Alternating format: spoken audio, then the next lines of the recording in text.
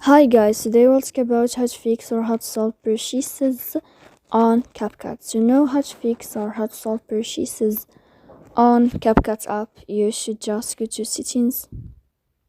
Here you can click apps, default apps, app settings.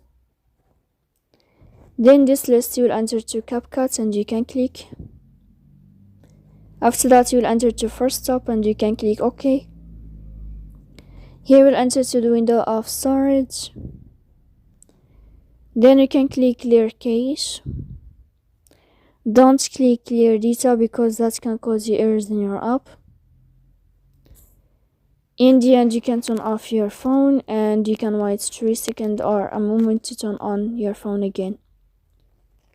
So please don't forget to support us by like and subscribe.